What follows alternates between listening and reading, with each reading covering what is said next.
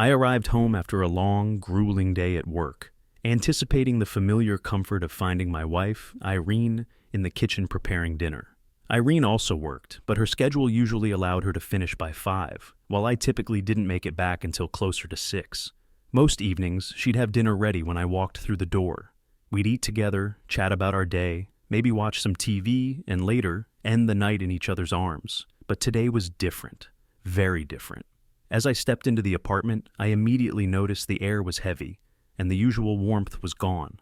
Irene wasn't in the kitchen. Instead, she was sitting on the couch, and she wasn't alone. Beside her was Eric Dixon, an attorney from Summit Law Partners, where Irene worked as a secretary. What struck me hardest was that they were holding hands. I barely had time to process the sight before Irene looked up and said, "Sit down, Brian. We need to talk." "Talk about what? And why are you holding hands with your boss?" I demanded, my voice sharper than I intended. Irene glanced at Eric, who gave her a small nod, as though giving her permission. She took a deep breath and said, "This isn't easy to say, but it's the truth. Eric and we've fallen in love. I'm filing for divorce. I'm going to marry him. He's already handled the paperwork. All that's left is your signature. I'm not asking for anything, just my personal things. Once you sign, it'll be final in 90 days. Eric stood, grabbing a stack of papers from the couch, and approached me. "Brian, this doesn't have to be difficult," he began, but he didn't get far. Without thinking, I shoved him back. The force sent him stumbling, and the papers scattered to the floor. Anger surged through me, but I managed to hold back, knowing things were already teetering on the edge. "How could you do this?" I demanded, glaring at Eric. "You knew she was married." Irene sat frozen, too stunned to speak. Eric groaned from where he had landed, and I turned my attention back to her. The betrayal coursing through me was unbearable. I grabbed her arm and pulled her off the couch. She yelled, struggling to free herself. "Let me go, Brian, let me go." I dragged her into the bedroom and slammed the door behind her. I didn't follow. Instead, I stood outside, trying to contain the storm inside me. The apartment felt suffocating, and I needed space. Space to think, to plan, to figure out what to do next. After a few minutes, the absurdity of the situation hit me, and I started laughing. A cold, bitter laugh that echoed through the room. "How about this?" I said aloud, stepping back into the room. "The two lovebirds cozy in bed while the husband watches. That's a story for the ages, isn't it?" Neither of them responded. They just stared at me as I moved around the room, pulling clothes out of my dresser and tossing them into a bag. Before leaving, I snapped a picture of the two of them. "Don't go anywhere," I said with a sneer as I walked out, grabbing a few more things from the apartment and loading them into my truck. Once the essentials were packed, I rummaged through Irene's purse, taking her money and credit cards. I returned to the bedroom one last time. They were still there, tied up and helpless. I stood there for a moment, watching them squirm. "When I hit the city limits, I'll call someone to come help you," I said finally. "If I'm feeling generous. Or maybe I'll wait until I'm 1,000 miles away. Either way, you've got a year to figure it out. Divorce for abandonment. In the meantime, enjoy the quality time together." With that, I walked out, slamming the door behind me. As I drove away, a strange mix of emotions churned inside me. Anger, humiliation, and betrayal all blended into one. But what ate at me most wasn't that Irene wanted to leave. I could have handled that, as much as it would have hurt. No, it was how they had done it, sitting there, hand in hand, presenting me with divorce papers like it was just another transaction. Cold, calculated, devoid of any humanity. And that, I realized, was something I couldn't forgive. I wasn't ready to let them off the hook just yet. After all, I'd come home expecting dinner, and since that clearly wasn't happening, I decided to treat myself. The Village Inn seemed like the perfect spot for a meal and a slice of pie to take the edge off. While I savored my dessert, I mulled over my next move. It struck me that calling Irene's sister Alice and letting her deal with the aftermath was the ideal plan. Imagine her reaction when she found Irene and Eric tied up together. It was the kind of scene that would get people talking. As I ate, a nagging question kept creeping into my mind. If Irene was so head over heels for her boss, why had she continued acting like nothing had changed? Why had she been sleeping with me up until that very day? I doubted I'd ever get a real answer, but it didn't stop me from wondering. Once the apple pie was polished off, I picked up my phone and made the call. "Alice," I began, "your sister and her boyfriend are tied up in my bedroom. You might want to check on them." Before she could sputter out any questions, I hung up, figuring the cryptic delivery would keep them guessing about my whereabouts. I hoped my parting line about being 1,000 miles away would stick in their minds. Truthfully, I wasn't going far, just across town. I left the restaurant and checked into a comfort lodge for the night. After settling in, I made another call, this time to my boss. I explained the situation and asked for a couple of days off, requesting he play along if Irene called. "Just tell her I quit, mentioned something about Florida, and left," I said.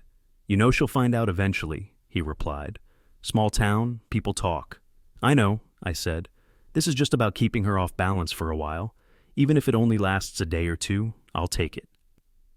The next morning, I made a trip to the bank and discovered Irene hadn't been entirely truthful. While she'd claimed she only wanted her personal belongings, she'd already been there the day before and withdrawn half of our checking and savings. That wasn't a shock, but it still stung. I checked our safe deposit box next, and to my surprise, she hadn't touched it. Inside were the certificates of deposit we'd been steadily building, worth a total of $12,000, as well as something far more valuable, her family jewelry. The jewelry was a collection passed down from Irene's great-great-grandmother and had been appraised at a hefty $82,000. It was also a long-standing source of conflict between Irene and Alice. Alice believed she deserved half, while Irene insisted it was hers alone to pass down to a future daughter. Irene was going to lose it when she realized the jewelry was missing. My plan? Hold on to it until she noticed, let her have her meltdown, and then hand it over to Alice. Later that morning, I rented a U-Haul and waited until Irene had left for work. When I arrived at the apartment, I discovered my key no longer worked. Cursing myself for tipping Alice off too soon, I decided to take matters into my own hands. My name was still on the lease, and no restraining order had been served, so I had every legal right to be there. Breaking in was simple enough, though I'd have to deal with the repair costs later. In less than an hour, I'd packed everything I wanted into the U-Haul and moved it to a storage unit across town. Before leaving, I canceled our joint credit cards to cut off any spending spree Irene might attempt. Then, I called Irene, posing as someone from the property management company, and informed her about the broken door. I promised to call back in a few days to sort out the repair costs, fully intending to keep her guessing. I had known Wendy for years, so when she asked what had happened, I didn't hold back. I told her everything. She laughed so hard she had to catch her breath. "Wait, you actually left them tied up in bed? That's priceless. This story is going to be all over town. Well, looks like you're free now. For me." I couldn't help but smile at her bluntness. "And what about Luke?" I asked, referring to her ex. She shrugged, a trace of bitterness in her voice. "He pulled the same move as Irene. Hooked up with some woman from work and told me he loved her more than me. Do you still have my number?" "I do," I said. "Good. Don't hesitate to use it when you're ready." "Thanks, Wendy. We'll catch up later," I replied. Afterwards, I swung by the library and checked out a stack of books. My plan was simple: lay low, go to work during the day, and spend my evenings reading. The less I was out in public, the less likely Irene, or anyone she sent, would track me down.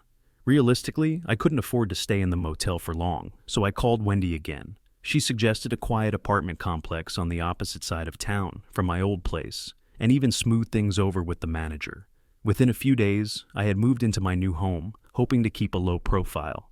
I knew staying in town came with risks. Based on what I'd heard from Irene in the past, Dixon was close to securing a partnership at his law firm. I was banking on the fact that he wouldn't want a scandal jeopardizing his career, especially if it exposed his affair with a married employee. I doubted he'd press charges for the scuffle, and I figured he'd convince Irene to let things slide too, for the sake of keeping it all quiet. By the end of the week, I had settled into my new place. My boss called to tell me Irene had phoned, and he'd stuck to the story about me moving to Florida. Her annoyed "shoot" when she heard the lie gave me a good laugh. Later that day, I called Wendy to ask about the bill for the broken door. She told me not to worry. Irene had already paid for it. Then, with a teasing tone, she added, "So, when are we going on our first date?" I laughed. "I'm trying to keep a low profile, remember?" "Then come to my place for dinner," she suggested. "We'll talk about old times, and you won't have to worry about anyone spotting you." "What time?" "6 work for you?" she asked, before giving me directions. That evening, as I drove to Wendy's place, memories of our history came rushing back. She had been my first in so many ways, and those moments had stuck with me. Our story had been cut short when her dad got a promotion, and her family moved out of state. I didn't even know she was back in town until I ran into her at the apartment manager's office. By then, I was already married to Irene. I arrived at her place right on time. We sat at her kitchen table, talking while she finished preparing dinner. Wendy shared stories about her time in Colorado after her dad's promotion. She told me how much she'd loved it there, and her face lit up with nostalgia as she spoke. "If you loved it so much, why didn't you just stay?" I asked. Her expression shifted, and she let out a soft sigh. "My dad was killed in an industrial accident, and my mom was a wreck. She needed me, so I came back with her. She's doing better now, but I haven't been able to save up enough to move back yet. Someday, though, I'm still hoping." Wendy wanted the full scoop on Irene, and I didn't hold back. When I finished, she laughed and said, "You should have framed a picture of them tied up in bed and hung it on the wall with a caption, 'The lovebirds relaxing after a hard day.'" I chuckled and admitted, "Actually, I did take a picture before I left." Her eyes lit up. "Seriously? Let me see." I pulled out my phone and showed her the photo. Wendy burst into laughter, doubling over as she tried to catch her breath. Her reaction made me laugh too, and before I knew it, we were having a great time. I invited her to dinner at my place the next evening, and she eagerly accepted. The following night, we had a cozy dinner at my apartment. Afterward, we settled on the couch and put on a movie. At some point during the film, I realized we were holding hands. I wasn't sure how or when it had happened, but it felt natural. I glanced over and caught her looking at me. She noticed my expression and asked, "Ever wonder how things would have gone if my dad hadn't moved us to Colorado?" "Every other day since I saw you again," I replied honestly. She smiled softly. "Do you think there's still something between us?" I hesitated for a moment. "I'd like to think so," I admitted, "but I'm not jumping into anything until I'm officially done with Irene." "Why wait? If you're done with her, you're done with her," she said. "Maybe, but I'm still technically married. I made vows, and I'm trying to honor them, at least until everything is legally finalized." "But she broke hers," Wendy pointed out. "Doesn't that set you free?" "You're not wrong," I said, "but I'm not wired that way. I screwed up by not letting them serve me the papers yet. Once I'm served, sign them, and send them back, I'll feel free of my vows. But it's not that simple. I loved Irene. I thought she loved me too." I paused, collecting my thoughts. Some people can turn off love like flipping a switch, but that's not me. It's going to take time to get over her. We had 8 years together, and I thought they were good years. I just need to get through the legal stuff first. "How long do you think that'll take?" Wendy asked. "The papers are ready. I just have to make myself available to be served. Honestly, the quickest way would be to walk into her office and ask for them, but I'm not ready for that yet. Besides, I'm kind of enjoying keeping her guessing about where I am." I leaned back on the couch, exhaling deeply. "But really, there's no rush. We need time to reconnect anyway. It's been 12 years since we were separated. We're different people now. Plus, let's not ignore the elephant in the room. I was in love with Irene. I thought we had a strong marriage until she blindsided me. And here's the kicker.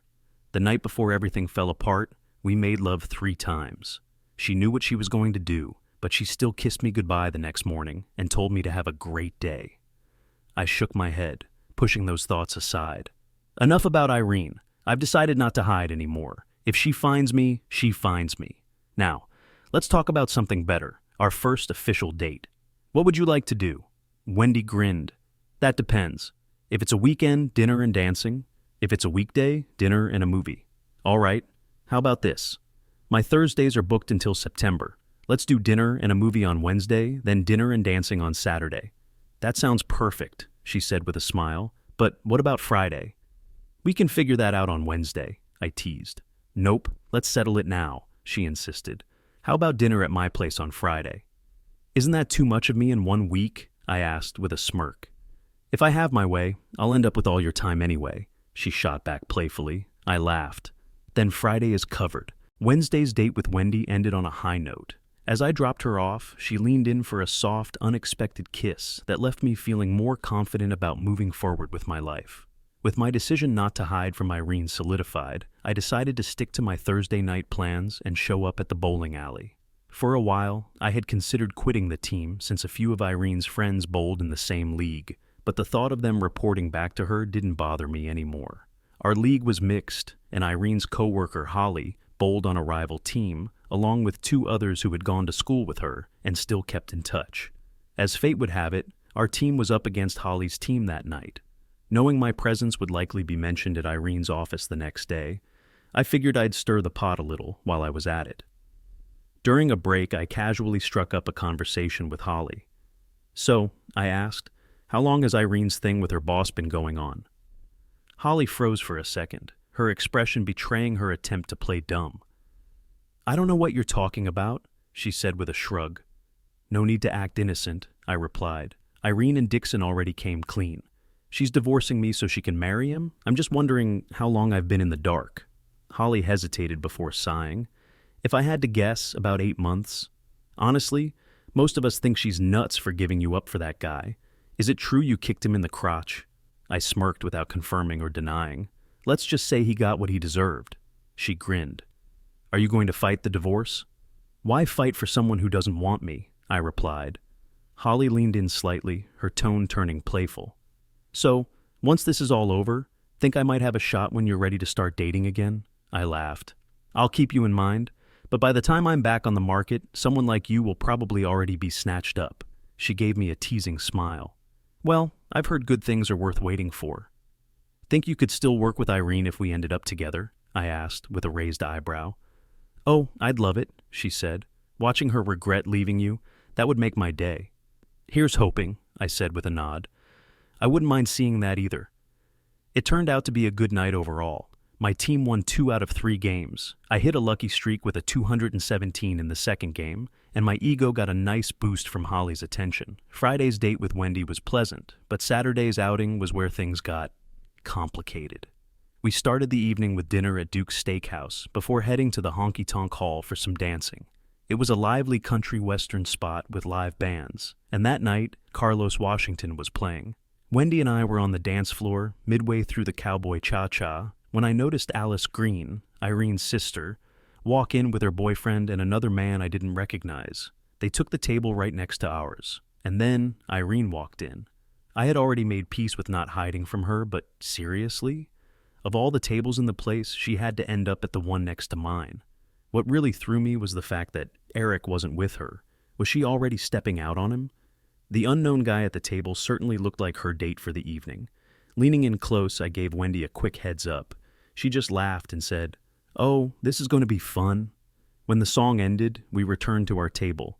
Irene still had her back to us, but Alice was facing our direction. The shock on her face when she saw me was impossible to miss, though she didn't say anything to Irene. I had no intention of making a scene, but I also wasn't going to stick around. As far as I was concerned, this was the perfect time to make a quiet exit.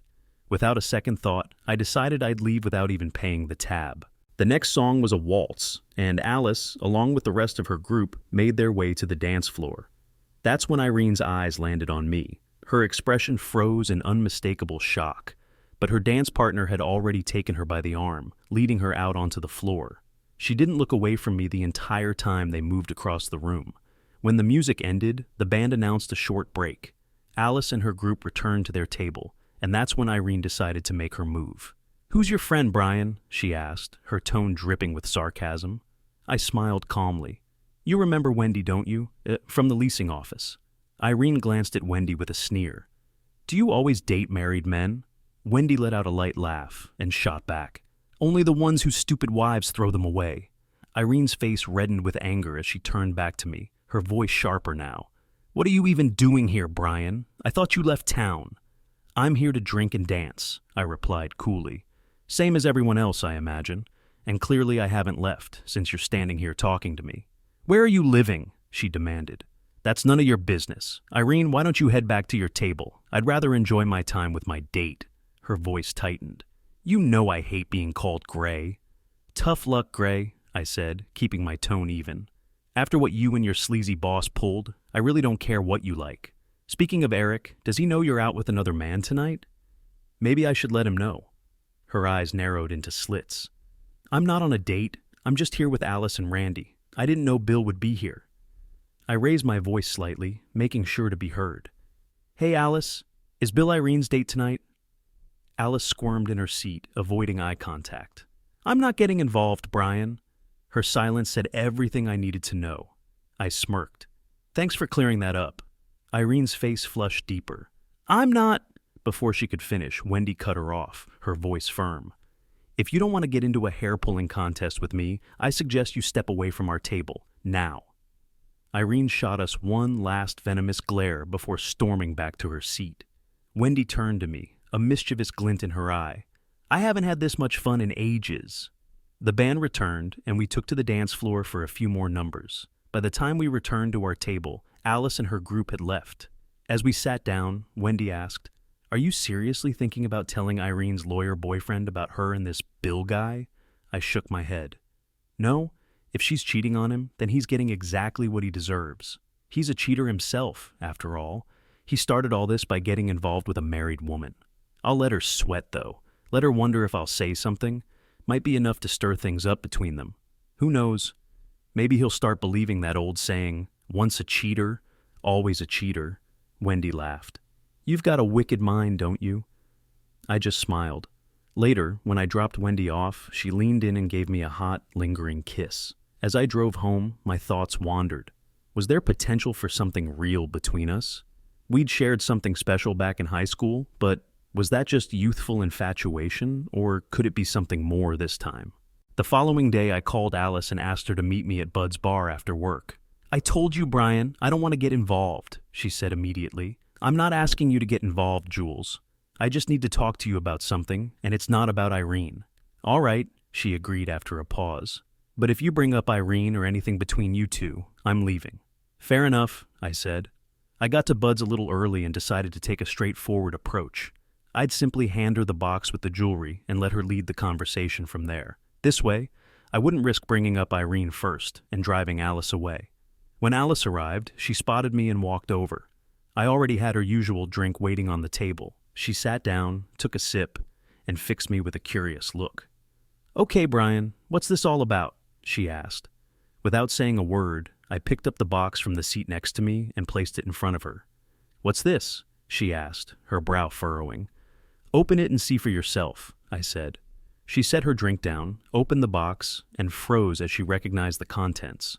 Her expression softened as she lifted a diamond necklace, examining it closely. "Mom used to let me wear this when I was a kid, playing dress-up. Where did you find it?" I explained how I had come into possession of the jewelry and added, "I know you always felt like you should have gotten half when your mom passed. So now, it's yours. You can keep half and give the other half to Irene if you want. Or keep it all. Whether or not you tell her is up to you. When she realizes the safe deposit box is empty, she'll come asking, and I'll just tell her I pawned it." Alice studied me for a moment before asking, "Why didn't you pawn it then?" That would have really hit her where it hurts. I shook my head.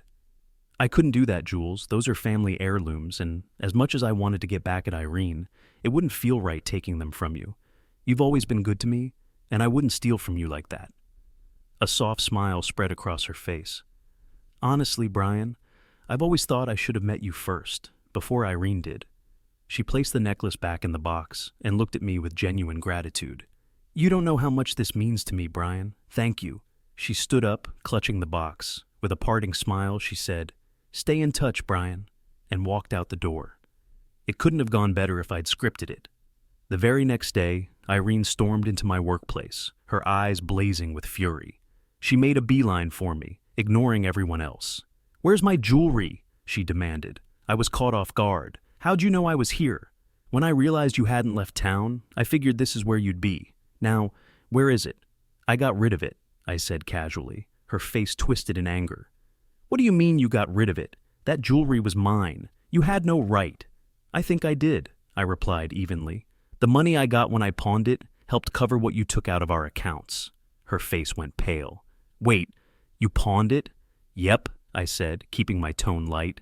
"Damn you, Brian! You had no right to do that!" she nearly shouted, drawing the attention of a few nearby coworkers. "I disagree," I said, unfazed. "You lied to me. You said all you wanted were your personal belongings, your clothes, your jewelry, that sort of thing. You didn't mention the money." She crossed her arms, glaring at me. Come on, Brian. You should have known I wanted my share of the money. Dear listeners, we hope you're enjoying this story and the many others on our channel. If you like our content, we'd be delighted if you subscribe to our channel. For you, it's just a small click, but for us, it means the world and helps us create even more captivating stories. Thank you for being part of our journey. Now, sit back, relax, and enjoy the rest of the story. Lots of things I should have known, Irene, I said, my voice steady. Like the fact that my wife was a cheating, backstabbing liar. But I didn't. And let's not forget, you didn't just take your share of the money. You took more than half. No, I didn't, she snapped defensively. There was $16,425.48 in the account, I countered. You took $8,300, which is $87.26 more than your half. So I pawned your jewelry to cover that. Now we're even. Her eyes widened in shock. $87.26? Brian, that jewelry was worth over $55,000. I shrugged. Was it? Well, I guess that's my loss. But here's the thing. According to the pawn shop, you've got 60 days to redeem it. Actually, it's 51 now. So I'll make you a deal. I'll sell you the pawn ticket for $11,000. Irene stared at me, disbelief etched across her face. How am I supposed to come up with that kind of money? I gave her a faint smile. Maybe your new man will help you out. Her expression darkened. Or I could just call the police and tell them you stole my jewelry. Go ahead, I replied calmly. Do you have any proof that the jewelry was in the safe deposit box? Anything at all that shows you even owned it? Now, get out of here, Irene. This is a place of business, and you're causing a scene. This isn't over, Brian, she hissed. I glared at her. Leave, or I'll be the one calling the police. She tried another angle. I'll just report you for assaulting me and Eric. I smirked, leaning in slightly. Do that, and I'll sue Eric for alienation of affection and go after the law firm for failing to enforce their policy against supervisors dating subordinates. That would tank Eric's chances of ever becoming a partner, wouldn't it? Best you just leave, Irene, before you make things worse for yourself. And here's something for you to think about. If you'd been honest with me, told me you didn't love me anymore, I'd have been hurt, sure. But I would have let you go without all this drama. Now get out. She gave me a long, hard look before turning and walking out. Did I think she was done? Not for a second. I knew Irene too well. She'd find a way to come at me where she thought I couldn't fight back. But I didn't think she'd succeed. At least, I hoped not. The next day, a man showed up at my workplace, asking for me. Katie, our receptionist, paged me. And when I arrived at the front desk, she pointed toward a man studying one of the plaques on the wall. Can I help you? I asked as I approached. Brian Reynolds? He asked. That's me, I confirmed. He handed me an envelope. You've been served. Good luck, he said before turning and walking out. I opened the envelope and scanned the documents. Just like Irene had promised, they were straightforward. No alimony requests, no surprises. I signed the papers, slipped them into the pre-addressed envelope, and dropped them in the outgoing mail tray on Katie's desk. You getting a divorce? She asked casually. Looks like it, I replied. Well, put my name on the list when you're ready to start looking again, she said with a grin. I blinked in surprise. You're serious? Absolutely. As I walked back to the shop, I couldn't help but wonder what it was other women seemed to see in me that Irene didn't. First Wendy, then Holly, and now Katie. All of them had shown interest. It was a small boost to my bruised ego, that's for sure. Later that day, I called Wendy and told her I'd been served. In my mind, I'm officially released from my vows now, I told her. She mentioned she had a bridal shower to attend that evening, but invited me over for a celebratory dinner the following night. I didn't hesitate. It's a date, I said. I was at home, finishing up a TV dinner, when my phone rang. The caller ID showed Alice's name. You're a real piece of work, Brian Reynolds, she said, her voice full of teasing amusement. Who? Me? I replied, feigning innocence. I just spent the last 30 minutes listening to my sister sobbing about what you did with her jewelry. She went to Eric, asking him for the 10 grand to buy back the pawn ticket from you. But he told her he wouldn't have the money until his next quarterly bonus, over 2 months away. She was absolutely beside herself, Brian, crying her eyes out with no idea what to do, since she's only got 50 days to get her things back. So I took pity on her. I told her I had the jewelry and would return it as long as I could keep the necklace. She jumped at the offer. Now she's endlessly grateful to me, and I've got the necklace I always wanted. Thanks to you, I finally got what I deserved. Don't forget what I said. Keep in touch. All right? I laughed. Will do, Alice. Will do. Whether I actually would or not depended on how things went with Wendy. Sure, there had been something between us back in high school, but maybe that was just youthful infatuation. Time would tell. That evening, when I arrived at Wendy's place, it was clear she had pulled out all the stops. She greeted me in a stunning dress and heels, and the table was set with candles, a bottle of wine, and 2 glasses. Perfect timing, she said with a warm smile. Dinner's ready. If you pour the wine, I'll bring the food.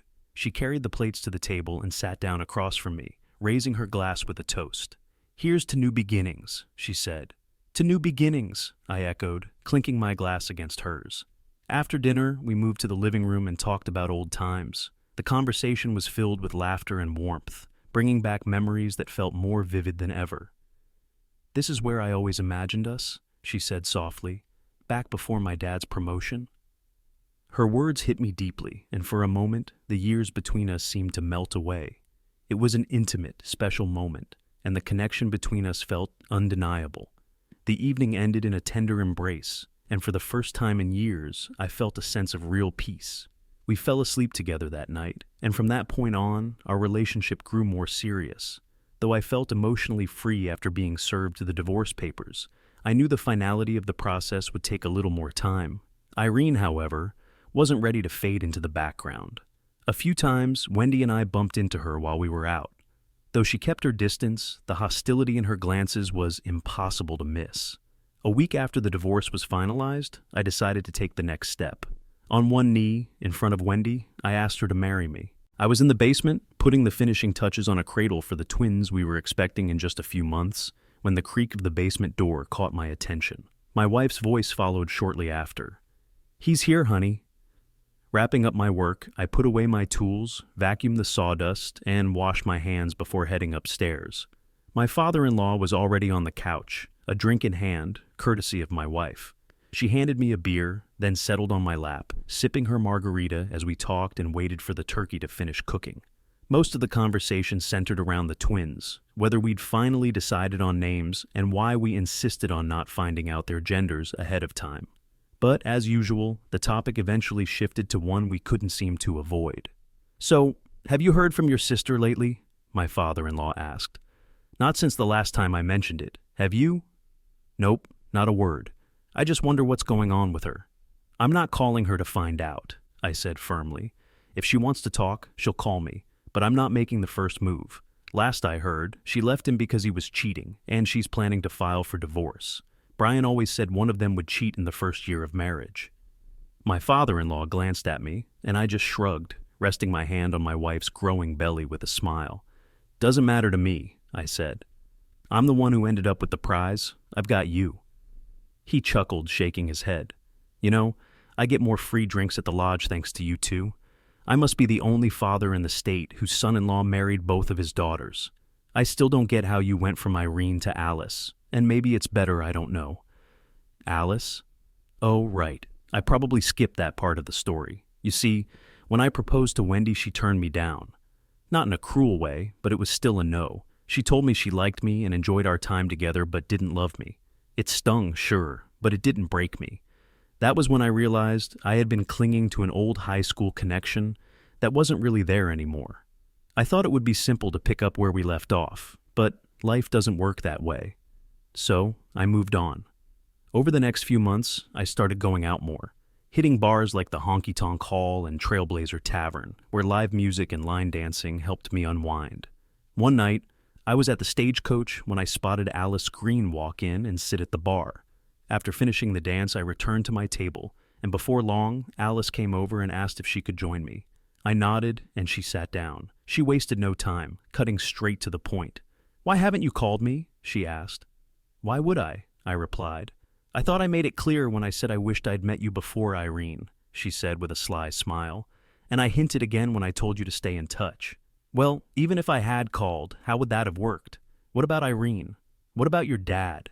Do you think they'd be thrilled about it?" Alice shrugged, completely unbothered. "I'm not living my life to make Irene or my dad happy. Irene had her chance, and she blew it. She doesn't get to dictate what I can or can't do. As for Dad, he'll either be happy for me or he won't. Now, how about you start this courtship by asking me to dance? Irene wasn't happy about it, of course, but Alice told her to get over it. Her dad, on the other hand, surprised me. "Glad we can keep you in the family," he said when Alice brought me over for Sunday dinner. 6 months after that night at the Stagecoach, I proposed to Alice, and she said yes. 3 months later, we were married. 8 months after that, we found out we were having twins. So, am I a happy man? You bet I am. Thank you for watching, and hope to see you soon. Have a great day.